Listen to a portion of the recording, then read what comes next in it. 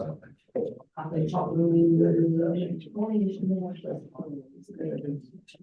right, we're live now. For life, right.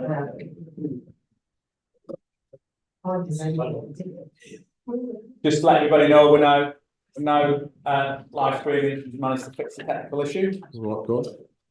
Okay. We'll get underway. I just want to say, yeah, just what Paul said, he said it, so I'm not going to repeat that. So we're a wee bit late, but I'll just welcome you all here today. Apologise for myself, a bit of a nasally voice, a bit of a head cold. I have tested.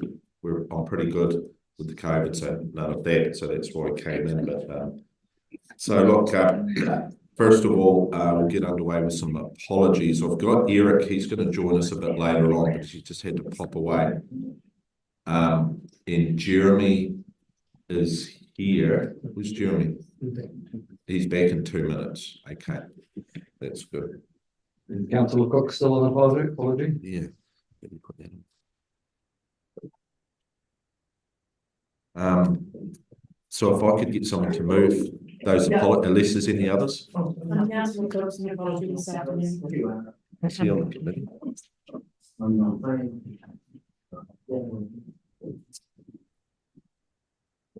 Happy to second that, Mr. Chairman? Yes, thank you.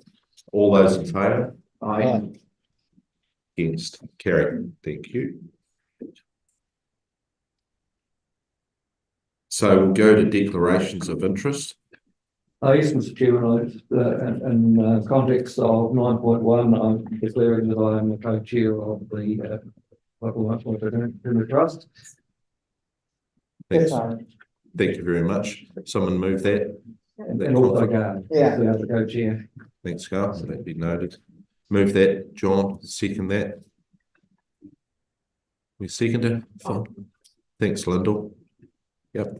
All those in favour? Against? Carried. Rightio. We'll move to the public forum, petitions and deputations. Nothing out there. Nothing. That's good. Cross that one off. We're making up time, folks. So we'll move to the minutes of the last meeting, the 18th of October. So I assume everyone's had an inspection of these minutes. Any comments or corrections around these? I'll move they be adopted, Mr. Chairman. Thank you very much, Morris. We got a seconder for that. John? Okay. All those in favour? Aye. Okay, against? Carried. Thank you very much. Notification of any extraordinary items or urgent business. Looking around the room, doesn't appear to be any. Rightio. So we move to item 7, questions. Now, I know Morris has supplied a question here. It isn't in the written in the minutes, but would you like Morris to read your question out or comment? Yep, okay. And provide some context to that, please? Thanks, Mr. Chairman. Well, I sent this question to the people on the councillors' distribution list and to Paul on the 19th of February. So that was a couple of days ago. You may not have all had an opportunity to have a look at it, but it relates to the situation at Abatotra that we're calling Blue Cliffs. I went to have a look at the site on Saturday and took some photos from the western end and from the eastern end.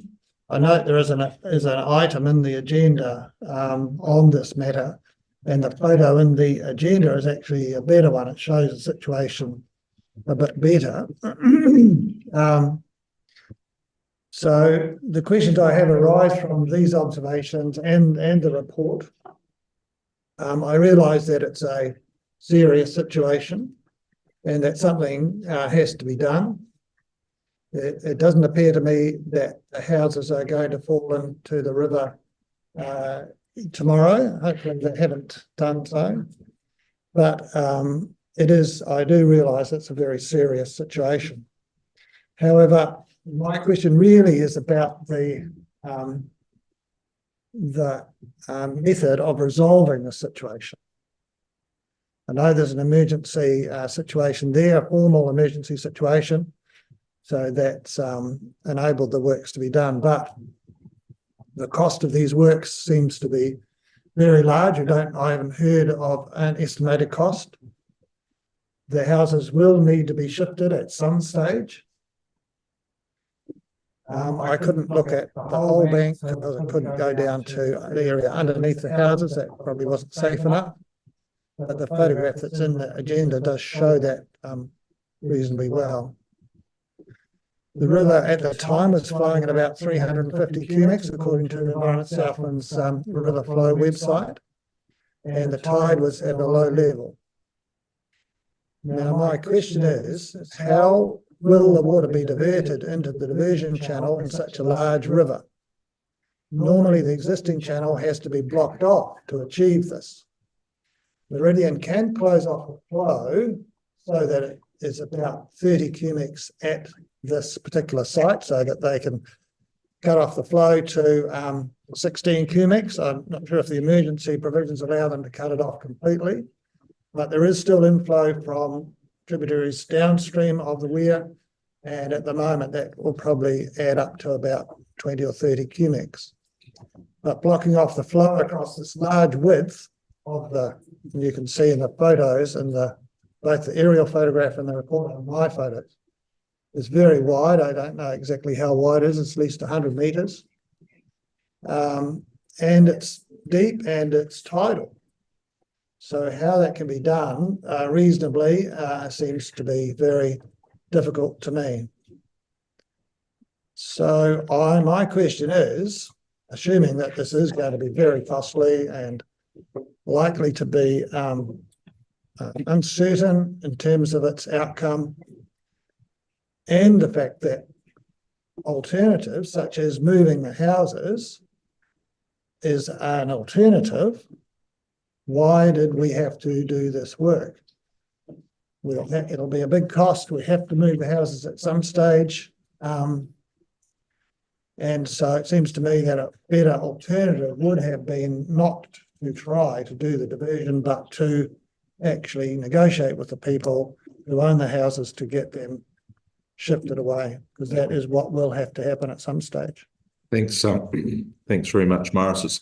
It's quite a complex question and a big question, and I do apologise that's not being on the agenda, but you need an answer to that question. Whether or not we have the relevant expertise here online or in the room, I'm unsure of that. Paul, can we answer that? I think, yes, through you, Chair.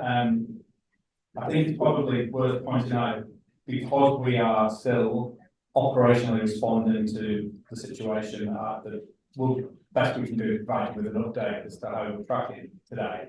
Bruce is here, he's leading ES's component in terms of the response, but you can be assured that when the state of emergency is can't think of the way, taken away and halted, and Cook Council will get a comprehensive update on it. But I'm going to hand over to Bruce, and Bruce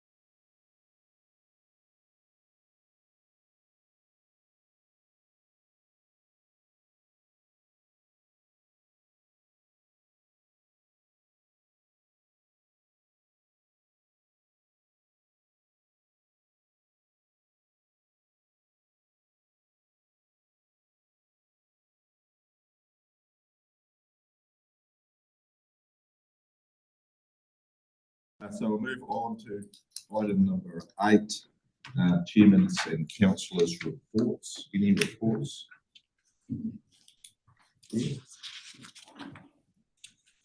I've just got a wee quick report. I haven't with Paul, but I'll just let the committee in on the, I would say, intense work that's been going on establishing the gravel working group in the latter half of last year and into this year. There's quite a lot of activity with Paul bringing together the 9 catchment liaison committee chairs and other relevant stakeholders to discuss an issue around gravel management that, as you'd all know, if you attended the field days and the AMP shows in the Environment South intent is a topic of high interest and high emotion. So it's really pleasing that we have those groups coming together under one roof anyway to start making some progress. But that's about all I could say right now, Paul.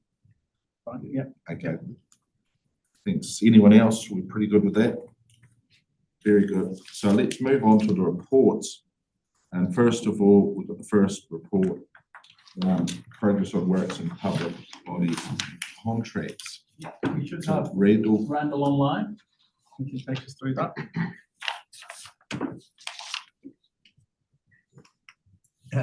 Westport's dropped off. oh, Randall, are you there? Swept away with erosion. Oh, I think he's put Okay, us into well- the wrong well, meeting. If I, Was do that that. before? The gravel's going. Yeah, Yeah. he's changed. Can we this. just, I will take us through it. Council, if you, councillors, if you take the report as read, there's an update and on page 8 around the Slow the Flow project. This has been discussed in council a number of times. It's an MFE funded project. It's to be delivered over the next couple of years, and it looks at how we can use infrastructure based solutions to some of the challenges we've got around flood path management, links to recommendations from the regional forum to some degree around wetlands and the use of wetlands, and it's something that will help build in time options and solutions for us to consider as we move forward in terms of the way that we manage the risks. And so there's an update there. There's also an update on the gravel management work that Councillor MacDonald alluded to, the chair alluded to, as we just moved into this paper. And then you'll see the substantive nature of the report, which is really just a high-level collection of the various works that we've done throughout the catchments. And as you will know, there is quite a significant amount of work that goes on between each reporting period. So I'll take that. I'll leave it at there. And if there's any questions, and by that time, Randall might have reappeared back online. Morris, you got a question? Oh, yes, thank you, Mr. Chairman.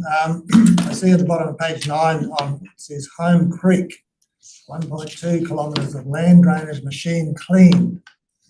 Doesn't seem to be slowing the flow too much there. No. I know Home Creek quite well, and I can't imagine where you do 1.5 kilometres, 1.2 kilometres of drainage on it. But can you elaborate on that a bit? I won't be able to elaborate in major detail, but what I can say is drainage management is a key component of the work that they do. But I haven't got any specific details that I can at this stage. I'm still looking to see Randall appear. But maybe if we hold on to that question. Yeah, hold on to that, Yeah. Morris. Any other questions regarding that report? So we moved to 9.2, we're waiting for Randall. We're still on the 9.1. We're on one. Yeah. Let's do that, eh? We'll come back to it for that question. Yeah. So let's move on to 9.2, catchment operations and division update. So Randall. Once again, I will attempt to take us through 9.2. 1 second, Chair. Right, that's right.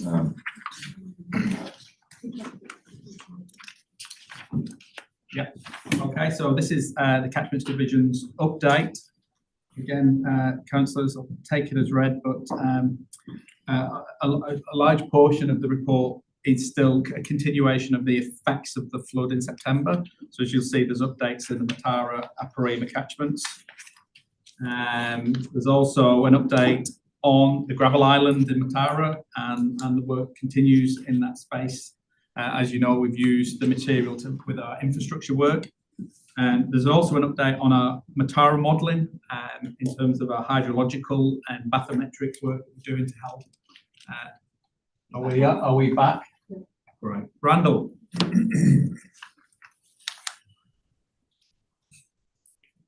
Randall, are you there? Yes, I'm here. Mr. Pulse, I'm here. Are we still on 9.1? So, Randall, I might hand back to the chair. There's a question from 9.1 that you might help us Yeah, with. we'll just reverse up, Yeah. Randall, while you're away. So we had a question from Maris regarding your first report of 9.1. Maris, would you like care to repeat that, please? Okay. Oh, yes, thanks, Mr. Chairman. Yes, Randall, there's a report of 1.2 kilometres of drainage work done on Home Creek near Manapuri. I assume that's the Home Creek we're talking about. That's not 9.1, Morris, this is about the trusts, not 9.1 is about the independent director for, to address the wetlands. Page 9, bottom thing, Home Creek. Yeah. So that's 9.2. No, it's not the one. We're not up to 9.2. We're like a TV program, we're skipping back and forward to the future and the past. But I think Home Creek is in 9.2, isn't it? No, it's a 9.1. Page, bottom of page 9. 9.1 progress of works in public bodies. But that's the next item. We haven't actually done this one, have we? 9.1. We've gone back to 9.1. We've gone back. We've gone back to 9.1. So we've Because Morris discussed that asked now. the question. Randall's just come online, you see, so he can answer that question. Sorry, Nick, if I wasn't clear. Right. Have we so- passed 9.1? No, we're going back to it. Back to it now. Okay. Sorry, I should have been more clear. That's my fault. So Randall, do I need to repeat that after all that?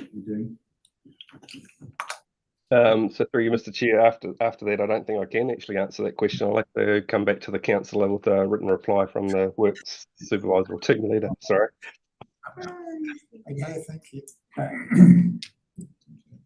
Okay. Yeah, I think Randall, if I've attempted to take you through, I don't think there's any more questions, Chair. So if you want to. Yes, I got one here. The railway irons have been in those rivers for several years. Why have they been identified and we had to lift them out now? Yeah, thank you, councillor. Through the chair, as the river channel changes direction or shifts across the other side, and as low flows, it does it. It exposes the historic railway irons that have been used for Tyne and the Willows for edge protection previously. Okay.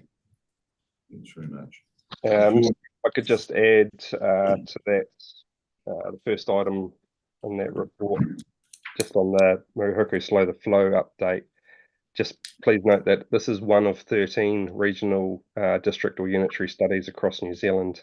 And the first part of it was engaging NIWA to undertake a literature review, and we have a draft review in place now, and we'll be providing an update on that in the next report. And I'd like to add to the gravel working group meeting that we held on the 12th of February. It was the first meeting for the gravel working group meeting. Councillor McDonald opened the meeting for us. We had Iwi, Docs, Southland District Council, Fish and Game, representatives from the catchment liaison chairs and staff attend. I felt there was really good dialogue and a couple of key comments that I'd like to share with councillors, particularly in relation to the Aparima flood in September 2023. Dr. Clement LeGroux noted that whilst that was the biggest flood in 30 or 40 years down the Aparima, there was several gravel islands that just did not move because they were so firmly locked in place by vegetation. And Dr. Clement LeGroux also added that ES were well advanced with building a good strategy compared to other regions. So I'd just like to share that with you. Well, thanks very much for that, Randall. If you're happy, Morris, for a written answer to that question regarding Home Creek, we'll go ahead and pass that item. It's okay. My apologies, Mr. Chairman, I had a senior moment and I was looking at the regulatory 9.1, which is actually tomorrow, so hence my confusion. I'll pass that item too if you want. You're way ahead of us, Chairman. So thanks very much. Look, someone to move that item, please. Second, Morris, thank you. All those in favour? Aye. Against? Carried. That's very good. So on we go to 9.2. So I would ask Randall once again if you make some comments and pick out some highlights as you see it of this report. I take it as read like all the others. Thank you, Mr. Chairman. Yes, I do take the report as read. The bigger one photo just highlights the damage that occurs in a breach. You end up with large scour holes. It's not just a hole in the bank that we have to repair. It's a lot of the work is actually in filling that scour hole. And there's an update to the September flood damage in the Aparima catchment. The figure 2 shows the original breach at the time, and figure 3 shows the repairs and the realignment of the bank, which we stepped back a wee bit to relieve that pressure on that location. Update on the Mataura modelling. So the peer review is nearly complete, and we'll be presenting that at the next council meeting. And yes, at a high level, there's no major changes on the inputs to the model build. So we expect that the outputs, draft outputs, will stay the same. And Gallagher Road flood and erosion issues, it's been an ongoing piece of work that we've had support from councillors with. Pretty happy with the outcome, and the consent is close to being lodged for getting that work underway to help that landowner out. Welcome any questions. Thank you, Randall. I just want to make a comment first about what Randall just talked about, the Gallagher Road work there. Look, really appreciate it. It took a significant amount of time to pull a coalition together to be working for this and to fix this here. Just want to acknowledge the contribution of the landowner. That was the big contribution, and our team and the district council to come together for that. So any questions regarding that? I haven't got a question, I'm just looking at you. I can got a comment. Yes. More than a question. I certainly looking at that Gallagher Road work, I assume that's on the Upper Arete, is it? Yeah. That, you know, the combination of working with those people and the landowner and the district council, I understand, was involved as well. Looks like a really good outcome there. That's, you know, that's the kind of thing I think that is a way forward in the future. It's really good. I would like to ask a couple of questions about the works on the Aparima. That's on page 27, where the stop bank was breached, and there's a line of willows there in the middle of the channel. When you come to look at these for repair, are you considering options in those cases to widen the flow or look at the site to see whether or not the bank was in the right place? You do say that a new alignment was used. I'm just wondering if we are getting to the stage where, in a case of a stop bank, or not a stop bank, but a bank breach and some loss of farmland or gravel deposition, whether or not you're going through a process of asking the question whether or not this should be repaired as it was, or whether it should be repaired in a way that's more resilient in the future. Randall, would you care to answer that one? Yep, through you, Mr. Chair. The bank wasn't reinstated to the original alignment. It was pulled back to where the erosion occurred. So we're relieving the pressure on at that site. So it was more of along the lines of making room for the river methodology, councillor. And those willows were pulled back as well. and relayed there to help with that edge protection there. Making room for that, and I think that's a good practical application of making room for the river methodology. Okay, thank you. Very good. Alistair, have you got a comment you want to make on that, on the Gallagher Road? Yeah, well, erosion? really what actually happened there, now you've given me the opportunity, what actually happened to get the good outcome with that, I had dealt with the chap John Ferris prior to, and when he rang me, I said, well, how do we sort of sort this? How do we get it done? And he said, well, I'm prepared to put some money in, and so if we can get it to work with everybody, so that actually happened.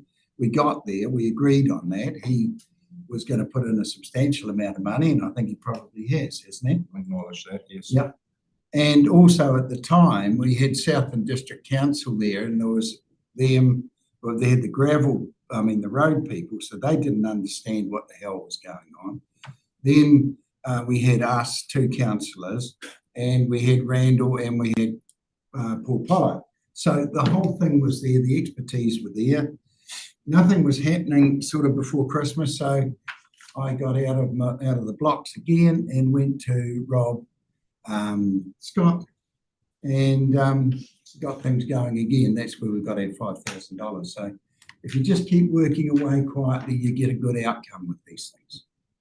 When did you first initiate that, Alistair? What was that, before Christmas?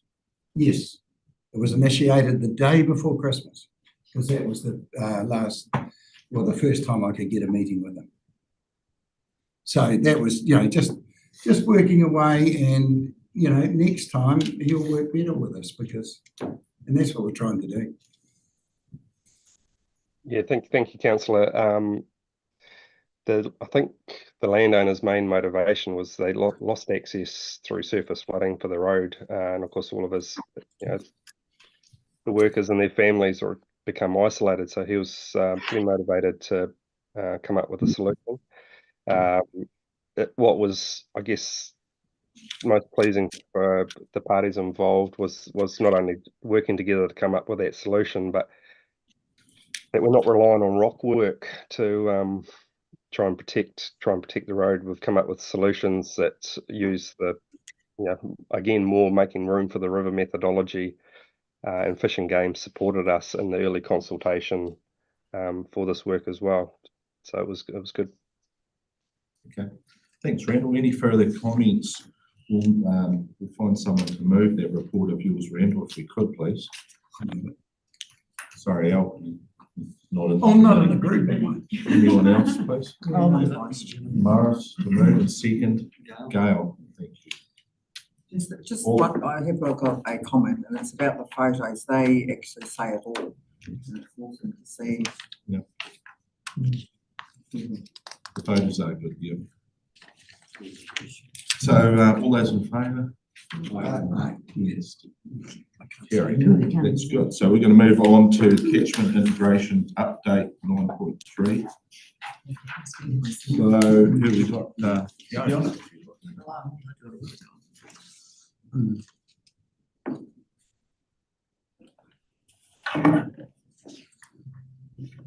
Thank you, Mr. Chairman. So actually, to be honest, I have not prepared any additional slides for you today. I take the report as read, and I'm very happy to answer any questions. Okay, that's very good. You've got any highlights within there? Anything you'd like to talk about? Yeah, plenty of highlights actually. So I think it was great this morning to see our EnviroSkills, Myra's Bush, come in to pick up the chambers and to present what's been going on in terms of their reflection process, and we're continuing to work obviously with lots of schools in that space, in the EnviroSkills space, and I think this morning was a good demonstration of how the program offers a lot for the council in terms of the key principles and things that we're trying to advance. So that's an EnviroSkills space. We continue with our riparian planting, and that's a big focus for our team at the moment and in a number of sites. So we're working obviously at Home Creek, we're working at Waihopai, we're looking at the work that's being done to remove trees from the stock banks to ensure their safety and security. We're looking at how we can actually replant trees, and so our team working closely with catchment operations with Randall's gang to make sure we plant trees in the right place. So that's a piece of work that we've got progressing.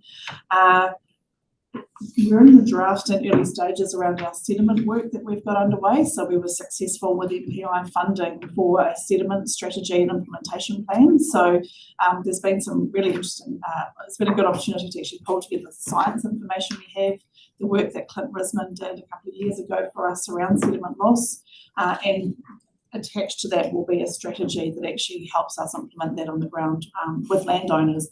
And we've got 6 landowners where at the moment in the Arawia, where we're doing a cost share arrangement in terms of testing different soil erosion management practices. So feeling quite positive about that.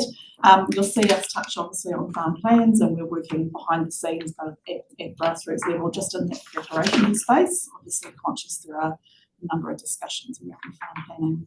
And the last one I'd probably highlight is that we are having, we've got a piece of work going on in Waikawa. So that is a partnership with MEP, where we're working with landowners, iwi and the community in Waikawa around bringing together some engagement-focused process to look at some of the issues and the values of the Waikawa catchment.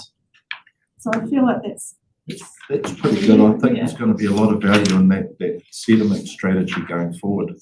We really do. So we've got some questions. We've got Lyndall and then Morris and then Phil. Thanks, Chairman. Just to say thanks to the team for making sure that the young people managed to join us this morning. And again, my apologies for the randomness of the start. Just wondering what exciting things you've got on the horizons this year for Avara School. I'm just bringing Josh on as our regional coordinator and Kia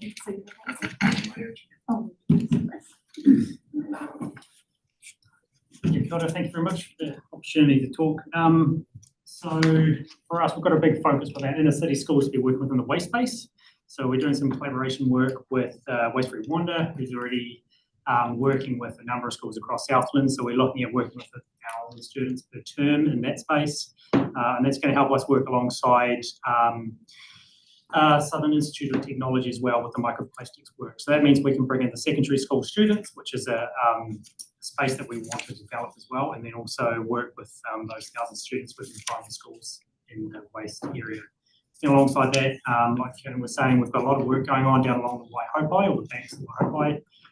With the planting down there, we've got around 1,000 plants that are going in that we really want to make sure both primary schools and the secondary schools can help out with along there as well.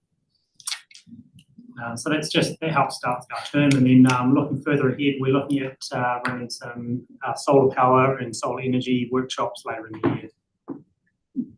Cool, busy. Yeah. Morris. Thank you. Oh, thank you. Yes, I'm particularly interested in all of it, but the Southland sediment strategy. To what extent are you looking at winter grazing practices with this? Because we know that from the initial cultivation in the springtime through to grazing in the wintertime and sediment from winter grazing past winter grazing blocks of sloping land is a big problem. So can you tell me if that is a big part of the strategy or if it's not at all? So through you, Mr. Chairman, I think this would be a worthy conversation to bring back for a discussion with council in terms of the detail. The short story in answer to that, Councillor Rodway, is absolutely. So we have, and again, I'm going to try and put this as straightforward as possible. So in Southland, if you like, compared to other regions like the Hawke's Bay and the Manawatu, we don't have that same type of erosion problem, but we still absolutely certainly have a soil loss problem. And a lot of that comes back to actually how is it that we're looking after our land. And so within that, most certainly is things like wintering practices. It does look to, I think, a really useful return to some of what we will have known of kind of years ago in terms of soil conservation practices. So at the risk of sounding good old-fashioned, and well-tested and well-understood soil conservation practices, which actually ensure that soil stays on the land and isn't released into waterways. So the answer is yes, that is part of the considerations. Thank you. Phil. Thank you. Really good and excited to hear about the Waikawa Integrated Catchment Planning Project. And a couple of questions emerged for me is because it seems to me it's a real opportunity. What this seems to be doing is pioneering a pathway forward that will have utility across all the other reporting catchments ultimately. I know the regional forum aspired to integrated catchment management with, for instance, integrated catchment monitoring, including Ngāi Tahu indicators of health. Is that something that is likely to feature within this particular project? Yes, actually, yes, thank you. Yeah, so yes, it is, absolutely. So what I imagine with where we will land in the Waikawa space and the next stages of this project will be equally important, because really we are in the information gathering and the understanding and the kind of the rising up of actually what are the things that are important and valuable within the Waikawa catchment, and Mana Whenua have been directly involved in those discussions. And so the question will be, once we have the body of knowledge and information, how that then transitions through into the next phases, and that will be absolutely critical. And that's why I think your comment, this is pioneering, this is setting the scene for further discussions, and there are other pieces of the work that need to come alongside and around this work to actually help, bring it the rigour connected in to the other processes happening in the region, and have the right governance structures and so on in place. Yeah, I guess the second area of interest and opportunity to me is ensuring that participants, assuming they remain engaged and enthusiastic, might be willing to share their stories with others across other reporting catchments in the future, and including an understanding of what was it that incentivised them, one, to engage initially, and what incentivised them to stay engaged through the process. Because I sense that will be important if we want to apply this at a wider. So that could form part of the. We've got a piece of work that is tied to funding, but this piece of work shouldn't be only about the funding. We need to have that longevity.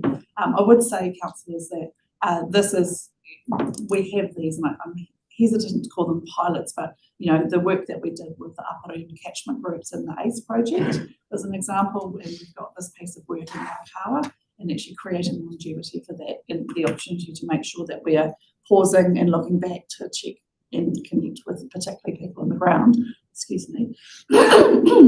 extremely important as part of that learning and expanding the program. Yeah. Thank you. Thanks. Phil. Here's a couple of questions. Excited to see about the Iraroia catchment groups and having picked up some high country erosion fund, something I think we've done for a while, and assuming that upper poles and things are part of that. And it's a catchment that people scratch their heads about on the recent years because higher ecology levels. It's also a catchment that is quite steep-sided, so the water does come off the hills and into the river fairly quickly. So this sort of stuff will be really interesting to see how that works out, because if the sediments get into the river, it's likely to go along with it.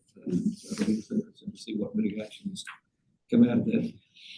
The others have had a number of inquiries about our riparian project, and particularly from other nurseries asking, couldn't they be part of it? So I'm saying we'll expand at the moment. We have sources we're using, but hopefully in the future that as it expands, I'm really excited to see it expanding. There may be opportunities for other nurseries. We're saying, where are you with your local clients? We're keen to put a hand up. So if it does on the staff, that it may be a couple of years before the capacity reaches that level. And I have fielded a conversation today. Councillors might recall that when we initiated this program, we have an arrangement with Te Tapotana Nursery for the first couple of years to provide some certainty for us in terms of the program, but there was always an intention to come back into that space again and to go through a more formal process. And we are gathering names, and we're aware of other nurseries. As I say, one contacted me today just to ask about that. So when that process comes in, I think it's here, but I think when we get underway with that, certainly we'll be conscious of other nurseries around the region. Yeah, and their abilities to supply, and also there are considerations like eco-source plants and the types of plants, and making sure we've got the particularly we're in the sites that we've got the right plants in place. Okay. Well, thanks very much for that, Fiona. I think we're all pretty satisfied there. Could I get someone to move to move? Thanks very much, Nicole. End up first from Lyndall, sorry. You missed Not out. quick enough. Came back. Catch up, You need to do that. So all those in favour? Yes, that's carried. So we'll move to 9.4 of this biosecurity national response. Changes, Ellie. Good afternoon. So I also don't know how many slides on this one, but I did just want to bring to council's attention. There's quite a few things that happen nationally in terms of biosecurity, and the system is very well organised in terms of whose roles and responsibilities it is when it's a pre-border issue, a national issue, or regional issue. That things get a little bit complicated when national issues move into that space and regions start taking over. So it is quite important that even though these are national projects at the moment, that we keep a bit of an eye on them and think about what they might mean for the future of Southland as well. So we've just highlighted 3 of the national responses at the moment that I think it's important council are aware of. One is the freshwater golden clam response, which is in Waikato. And just a little bit of an update since I wrote this paper, that all of the sampling that's been done in Southland has come back negative. So all of the eDNA results in Southland are negative for golden clams, which is really good news. And some of the other programs, so Velvet Leaf, particularly, I know as a council we've done a lot of investment into the elimination of Velvet Leaf back in 2016 here in Southland. Biosecurity New Zealand have been managing that program ever since, but are scaling back. So that's something we need to consider as part of our long-term planning. Happy to answer any questions on any one of those 3 topics. Gary, good question. Yeah, I'm interested in Velvet Leaf, so it's one of the farms. So, given that you've reported that seeding took place on 2 properties, what's the viability of the seed in terms of time to germinate? And are we deeming that we're now on top of it? And what's happening with the likes of those 2 farms? So I believe it's 7 years.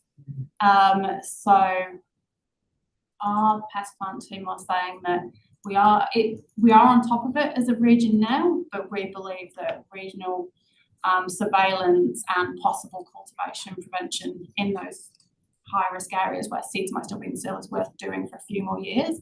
So I know from a national perspective, we're not the priority for MPI at the moment, but it is something I think we should consider in terms of our regional maintaining those gains that were made as part of that eradication in the last few years. Thank you. Okay. Other questions, Morris? Just a couple of minor points. Can you get the scientific names of these organisms? Italics and proper capitalisation. The Velvet Leaf one is good, but the other 2 are.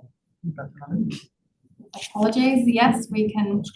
I'm sure you know that. Grammar and spelling is not my strong point. We can try. Very good. Anyone else? Well, thanks, Ellie. I'll look on. Could someone move that we note that first report of Ellie's? Happy to do that, Mr. Chairman. Second. Yes. Just a preview here. All those in favour? Aye. Against? Carried. Thank you very much. Right, Ellie, you've got that part 2. Yeah. And I have some pictures. Oh.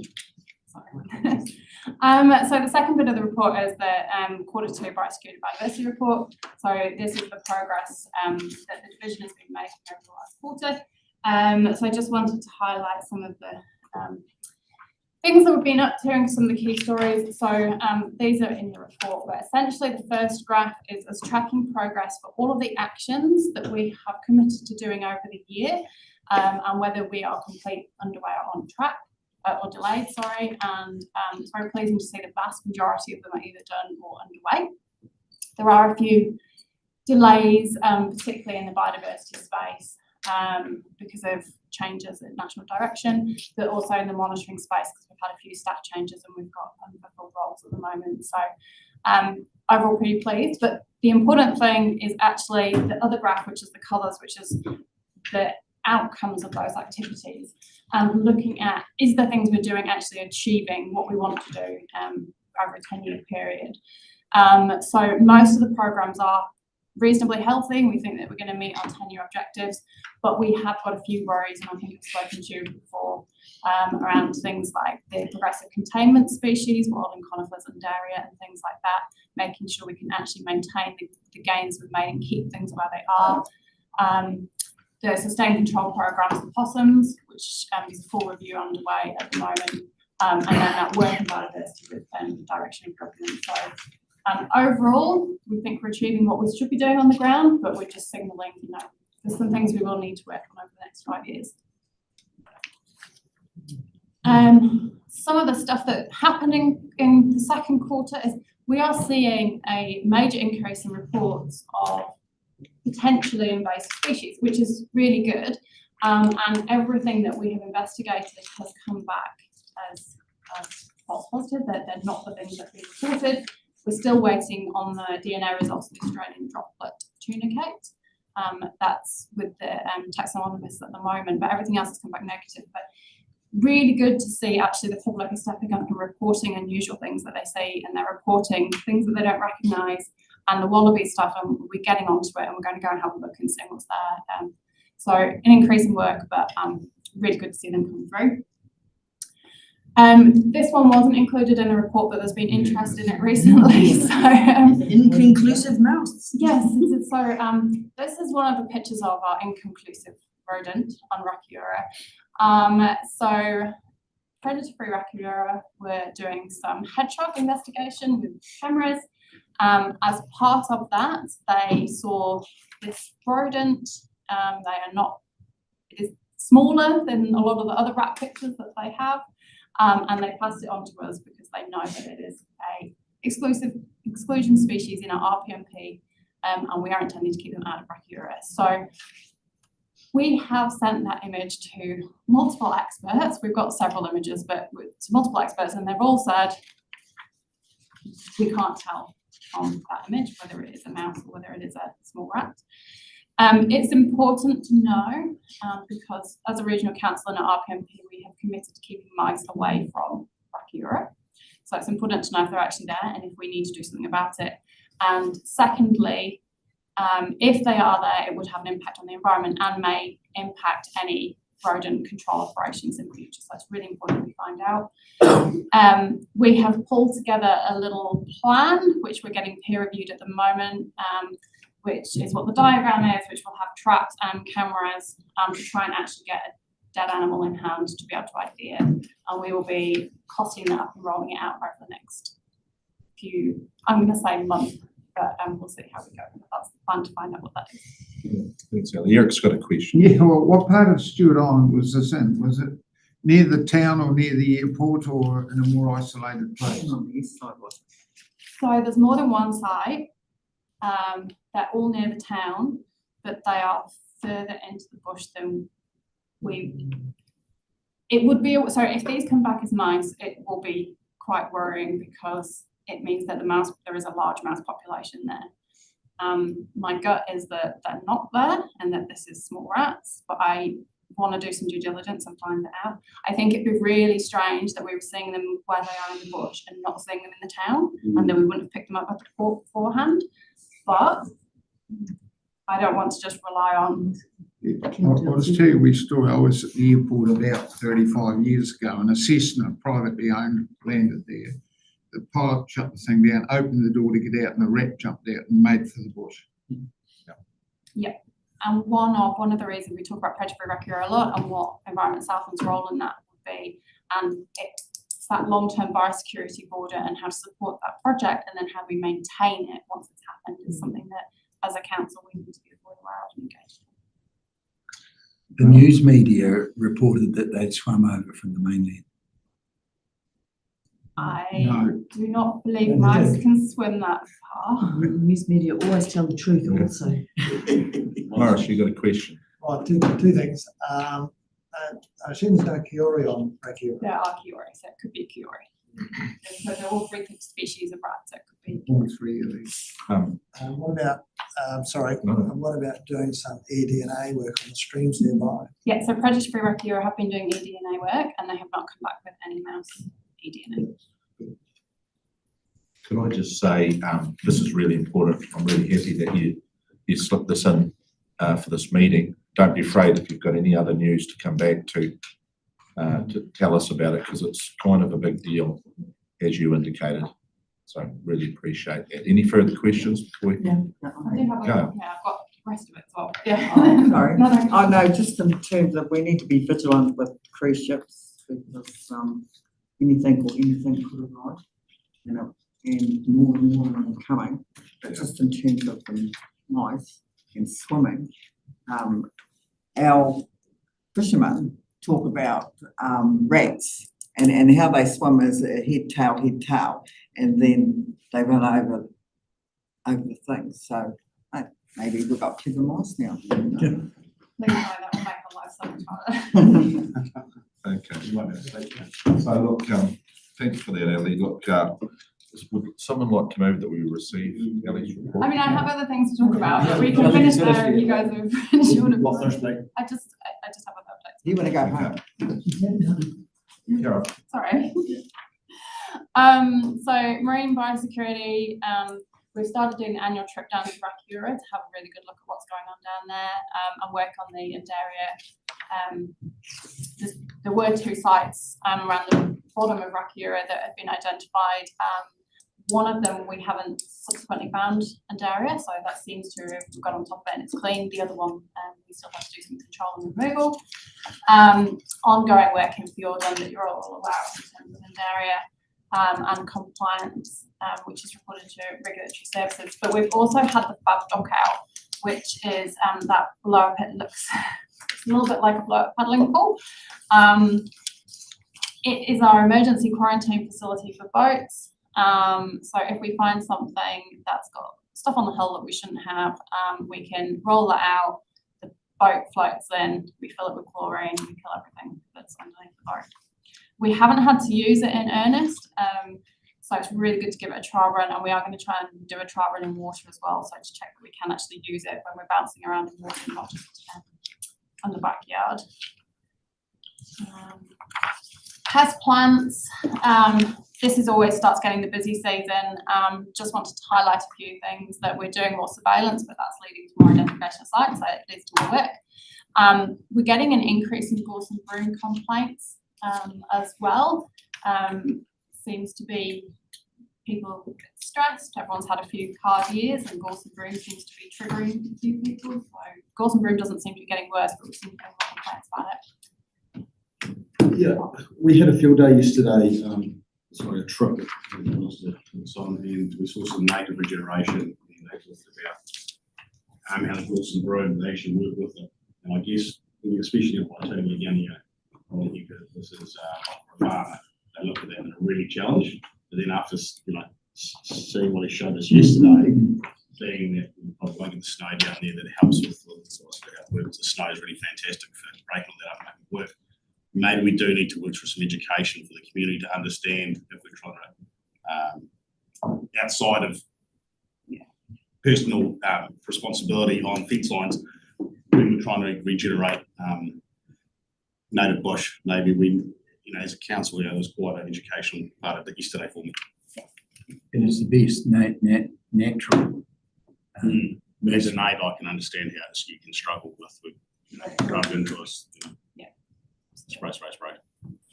Biocontrol has some really good wins on that as well, especially as we're getting to build up to levels that we can now start spreading around the region. Rakura, I just wanted to show, so the knotweed program on Rakura is one of our biggest projects, and you can see the picture in 2020, which has got what Rachel, one of our biosecurity officers, and the knotweed is at her head height. We've been going back twice a year since then, and the bottom picture just shows little tiny seedlings. That's all that's left at that site. So that is really working, and we're definitely on track to eliminating it from the island. Unfortunately, hawthorn is the opposite, where again we're looking for it. We've found a few, we're now actually beginning to find that it is beginning to spread. So the more we look for it, the more we find it, and we're finding it popping up on roadsides and things, which means it's naturalising and spreading. So that's our next challenge to deal with. We've also been trying to focus quite a lot on check, clean, dry this year. I think the golden clams that I've talked about in previous papers kind of gives them a really good reminder how important the check, clean, dry is. So we are paying for an advocate that Fish and Game employ in Fjorden, and just trying to push that messaging at all of the events and stuff we go to. Wilding conifers, it's been really good to see the additional funding come through from national government. It's still not enough, but it was great to have that little bit extra. But on top of that, we've been going out and actually trying to find beyond our core work area what else is happening in the region. From doing that, we found a whole heap of new finest contorta sites, and we're working with landowners who had a really good response on them just getting rid of them if we find isolated trees, getting them gone. But we've also found our first known wilding larch. So that's something we've known could wild, but we've never actually seen it wilding before. So we've now actually proved that it can wild. Different dance if it's a wilding. So that will be dealt with.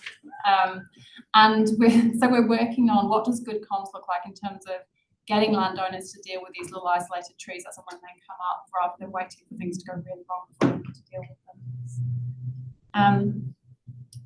Possum control, we've talked in the workshop, and we're going to present a paper back in terms of the review, but we are continuing to work on it as part of our BAU.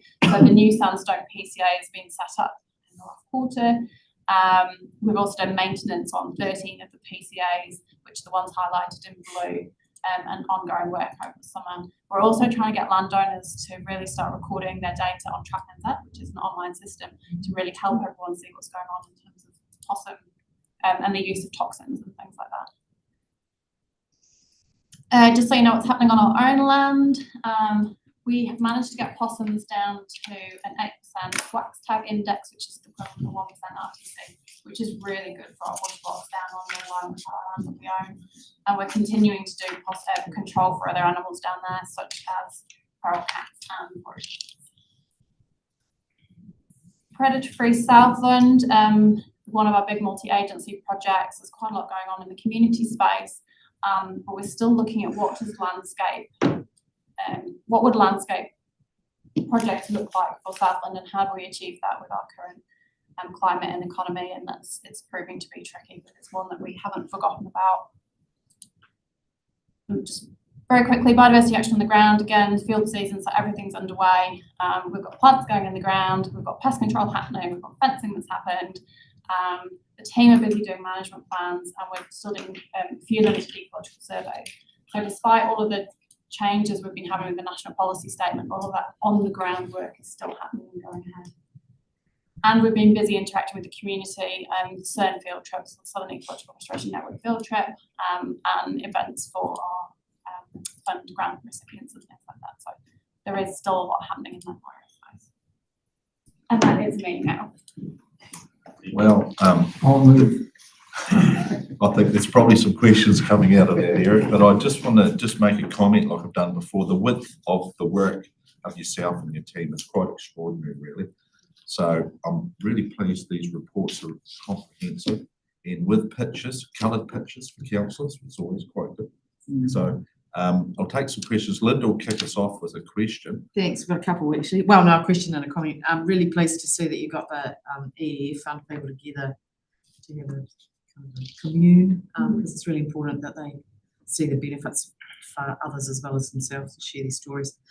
Question though is around the predator-free and the animal pests, and what potential you might see for working with the likes of the Enviro Schools teams, especially in the secondary school space, because there's, I could name a dozen secondary students that I know that would love nothing more than to be out stomping around dealing with random possums and the like. So just wondering and thinking, that that's also a career path for potentially for some of them. So just wondering if there's a way you can see that thread can work across.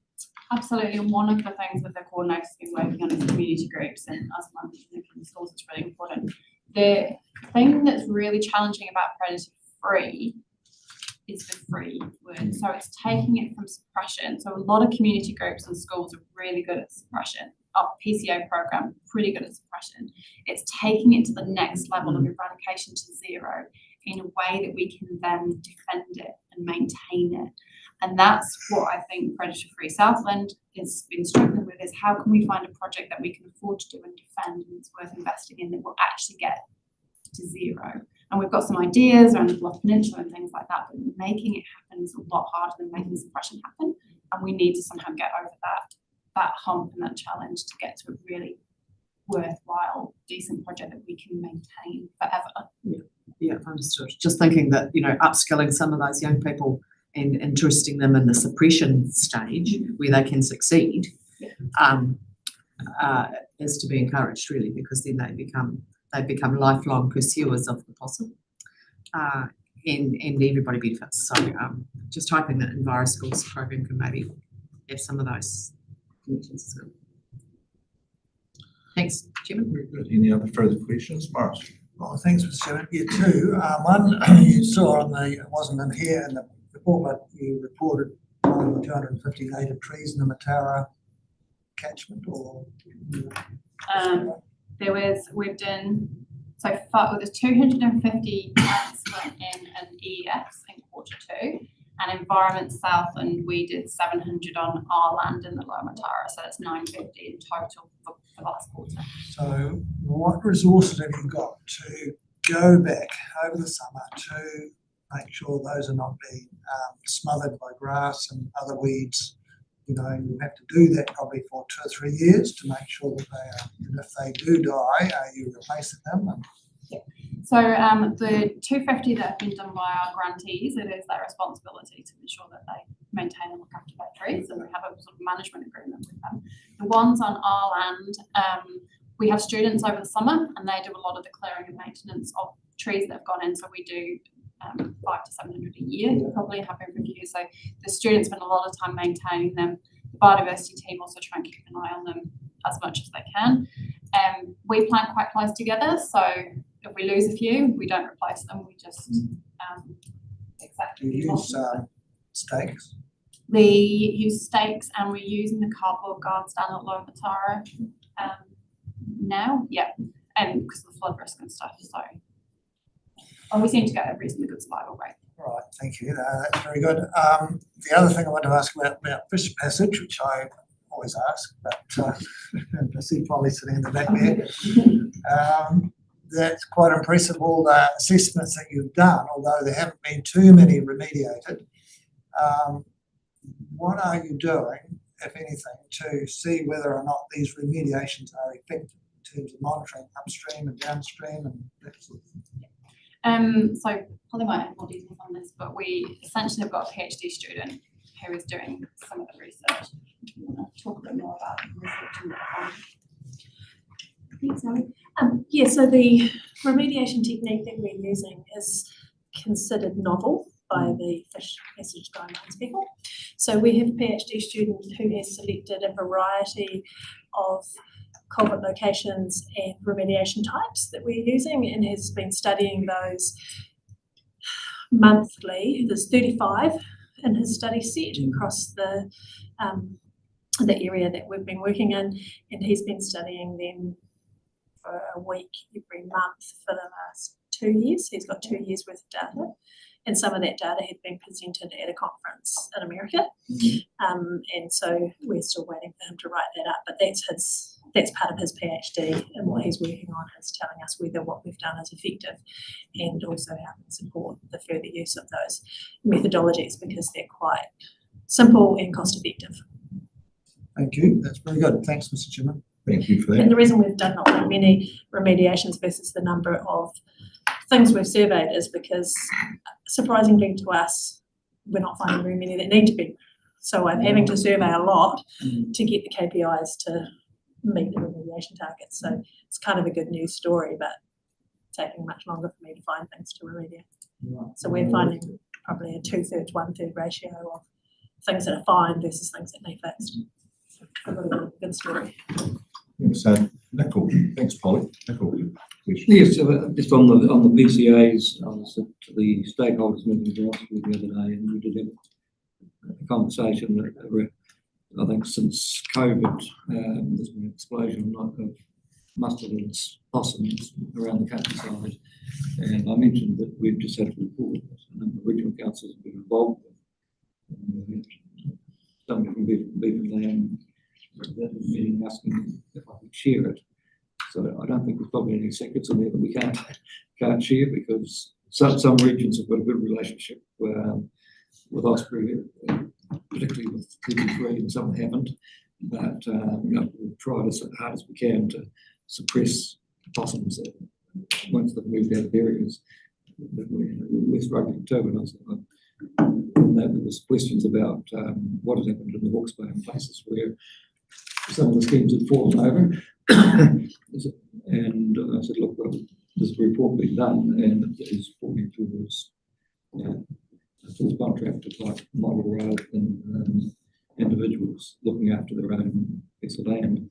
So I could talk about afterwards about that. Okay. But I just want to ask a question, sir, if that's okay, just around the wilding conifers.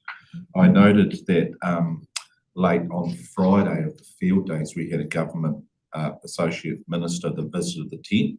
There was a few of us still there ready to pack up, but Fiona was there too, and he had quite a bit of interest in the Wilding Pines story at Mid-Dome.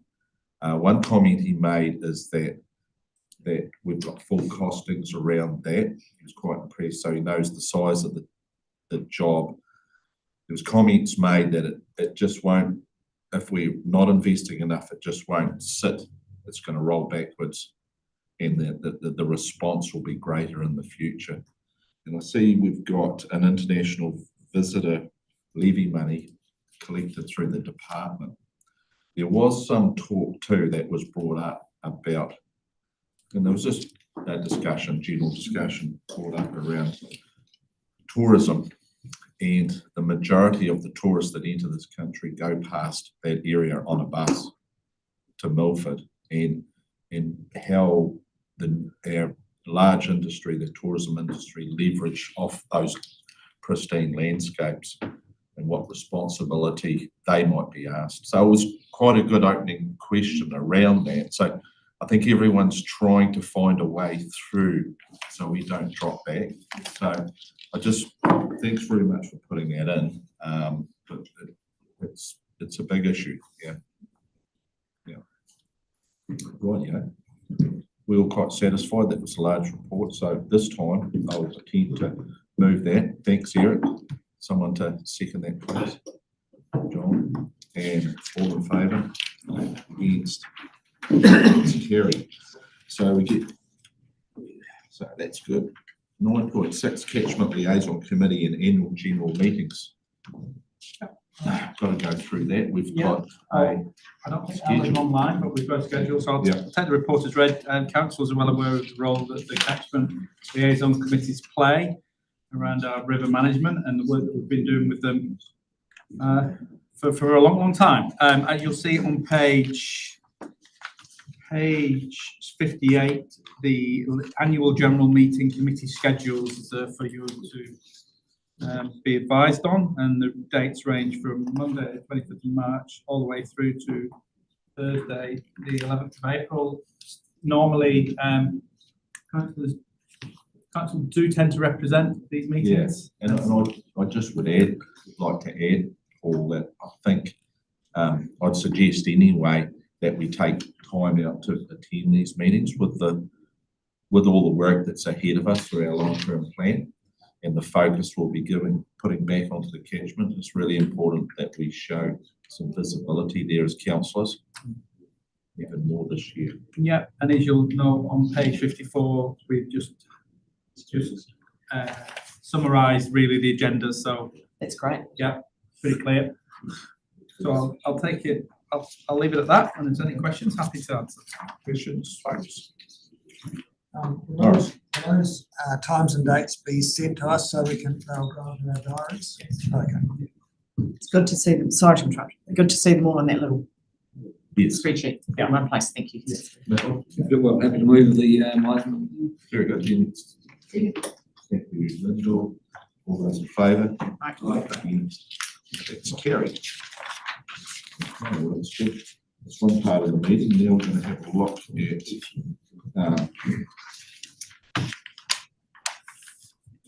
we're going to move into extraordinary urgent business. So that's public excluded.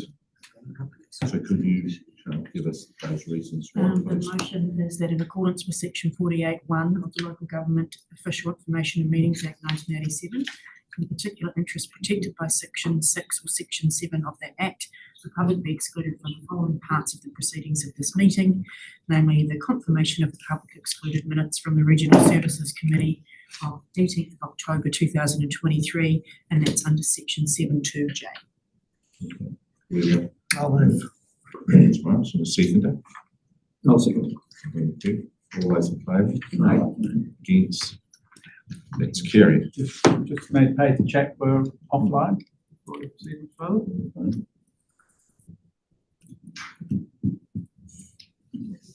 Much to reveal.